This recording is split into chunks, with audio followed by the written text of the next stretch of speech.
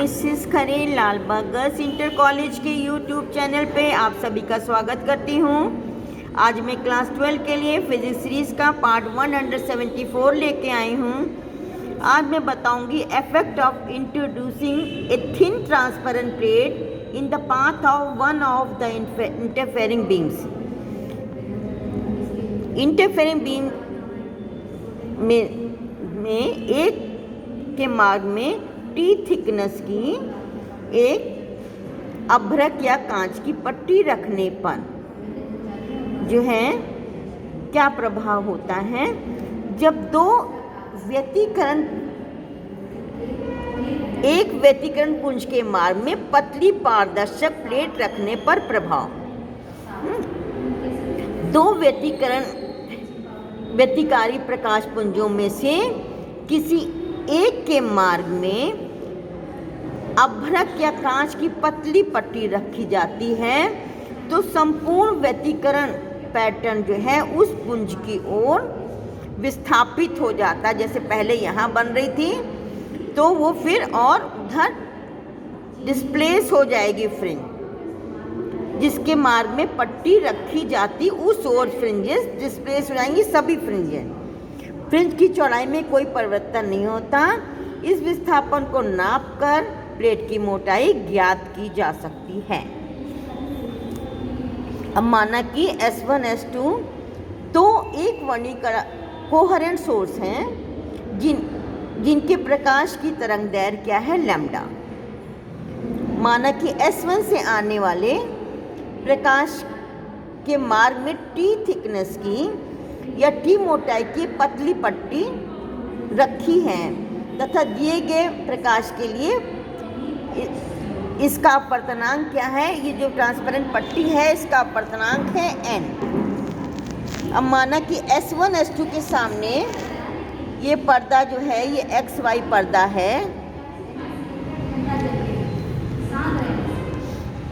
XY पर्दा है, ठीक है। कोई बिंदु है P। S1 से P तक चलने में वाला प्रकाश S1P माइनस T दूरी तो वायु में चलता है और T दूरी प्लेट में चलता है। यहाँ से जो प्रकाश किरण आ रही है बीच में मार्ग में T थिकनेस की पट्टी आ रही है, ठीक है। तो S1P माइनस T दूरी तो हवा में चल रहा है और T दूरी जो है वो प्लेट में चल रहा है। यदि प्रकाश की वायु में चाल है C और ये जो थिकनेस ये पट्टी रखी है इस माध्यम में चाल है V, तो S1 से P तक चलने में लिया गया समय S1 से P तक चलने में लिया गया समय क्या होगा S1P minus T upon C। समय बराबर क्या होगा दूरी बटे वेग। तो S1P माइनस T दूरी जो है हवा में चला तो हवा का वेग और T दूरी जो है वो प्लेट में चल रहा है तो प्लेट में प्रकाश का वेग, ठीक है।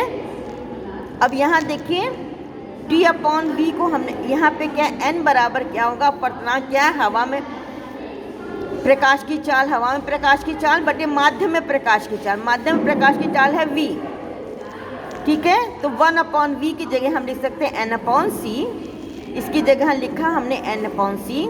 ये आ गया S1P plus n minus 1 into T upon C। तो प्रकाश द्वारा S1 से P तक वायु में प्रभावी दूरी क्या होगी S1P plus n minus 1 into T। इतनी दूरी क्या हो गई, केवल हवा में रहता केवल इतनी दूरी होती है। देखिए समय है, समय बराबर दूरी बटे समय।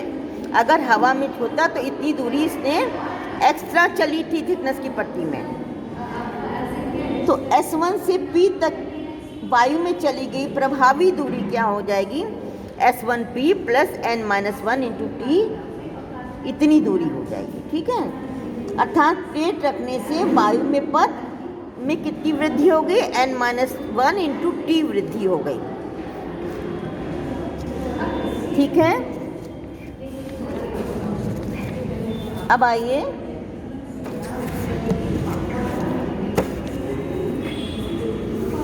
पर व्यतिकरण तरंगों के बीच पथांतर है ना।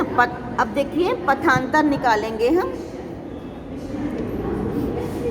S2P, देखिए S2P माइनस S1P माइनस, अब ये देखिए S1P, अब देखिए दूरी ये हो गई इफेक्टिव दूरी,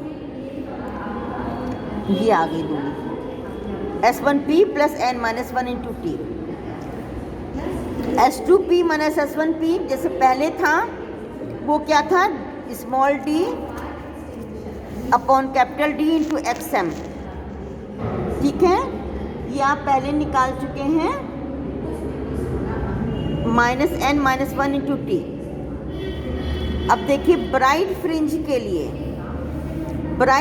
के लिए ये होना चाहिए m lambda, integral multiple of lambda, तो XM बराबर d capital D upon small d m lambda plus n-1 into T, ये आ गया।